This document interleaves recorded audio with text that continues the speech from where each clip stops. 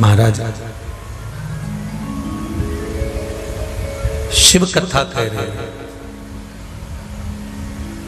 सावन का व्रत करो तो पशुपति व्रत मत करना, और पशुपति व्रत करो तो सावन का सोमवार का व्रत मत करना।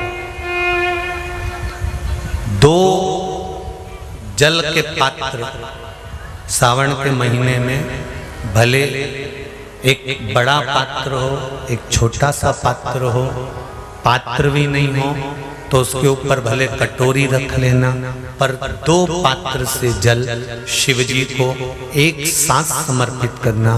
शंकर भगवान कहते हैं श्रावण के महीने में भार बढ़ जाता है, इसलिए पार्वती और गंगा ये दोनों संभालती हैं, इसलिए श्रावण के महीने में जल वृष्टि भी अपार होती है। बाकी के आषाढ़ में हुई, कुंवार में हुई, भादों में हुई कि नहीं हुई, पर श्रावण की जल वृष्टि की महत्वता ज्यादा। गंगा और पार्वती दोनों प्रबल होती, गंगा और पार्वती दोनों प्रबल है। अब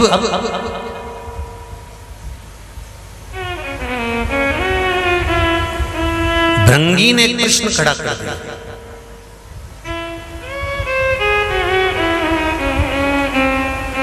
लिंग महापुराण, स्कंद पुराण और लिंग पुराण का यह संवाद। भृंगी ने कृष्ण खड़ा कर दिया कि अगर गंगा और पार्वती दोनों ही आपके नजदीक रहती हैं तो क्या गंगा आपके मस्तक पर नहीं रहेगी?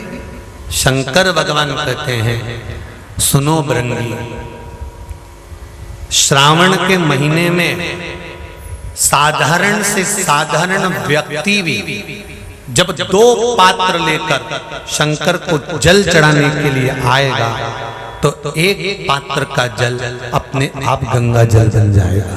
अपने आप उसको गंगा जल ले जाने की भी जरूरत नहीं पड़ेगी। दो पात्र का जल जब जाता है तो वो गंगा जल का ही स्वरूप हो जाता है।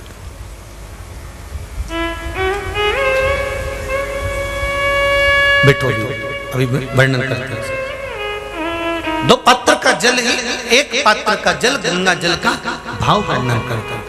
और क्या मिलता है दो पात्र का जल से? कोरोना महामारी में शिव महापुराण की कथा जो कुबेरेश्वर बाबा के धाम से चल रही थी, उसमें एक उपाय बताया था, ध्यान होगा कि जब व्यक्ति के जीवन में बहुत तकलीफ चालू हो जाती है, बीमारियां बहुत भारी पड़ गई थी, तो कहा था कि 5 बेलपत्र शिव जी पे चढ़ाकर एक हाथ में दूध एक हाथ में जल लेकर फिर बाबा को एक जैसी धार चढ़ाना। बोला था कि नहीं बोला था? एक जैसी धार लगाने का बोला था।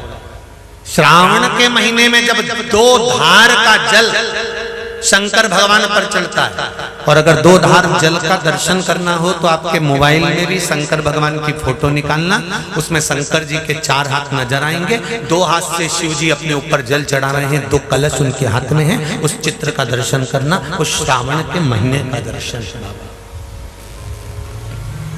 अगर वो दर्शन आपको कहीं ना मिले तो फिर गीता प्रेस गोरखपुर की शिव महापुराण में या लिंग पुराण में या स्कंद पुराण में दर्शन कर सकते हो, या देवी भागवत में भी कर सकते हो। 2 धार का जल,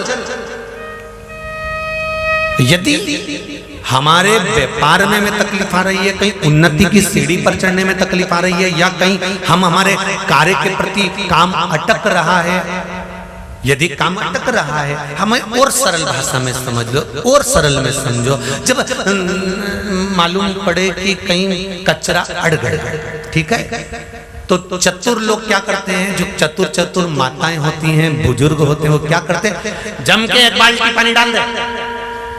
बोले कि नहीं बोले?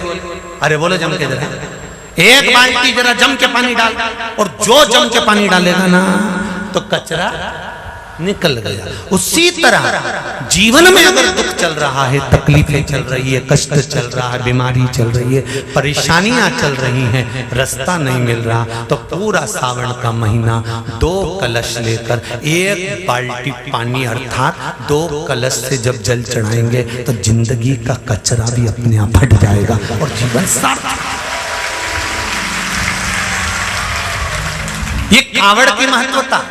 दुनिया के लोग क्यों कावड़ लेकर जाते हैं? कावड़ ले जाने का मतलब आज भी लोगों के फोन थे, कोई छावर से, कोई आष्टा से, कोई सुजालपुर से, कोई कहीं से, कि हम गुरुजी हम महिलाएं कावड़ लेके आ जाएं। हमने कहा इतनी दूर से, कहाँ दूर से कावड़ लेकर आ रही हो? यहीं की यहीं भर लीजिए, यहीं की यहीं चला दीजिए। कहाँ दूर से? नहीं, हम तो ढोल भी लाएंगे, नहीं हम तो डीजा भी लाएंगे, ना हम भेंट भी लाएंगे। तो मना नहीं, पर चित्त वृत्ति में क्यों कावड़ चढ़ाई जाती है? क्यों कावड़ का जल चढ़ाया जाता है? क्यों कावड़ को लाकर शंकर भगवान को समर्पित करी जाती है? उसका कारण क्या है? कि हमारी जिंदगी में अगर कोई कचरा आ गया है तो बाबा उसको निकाल दे, उसको समाप्त कर। हम डंडा उठा के चले या कावड़ बांध कर चले तो वो 2 पात्र का जल भी हमारे लिए कावड़ का ही काम करेगा। कावड़ का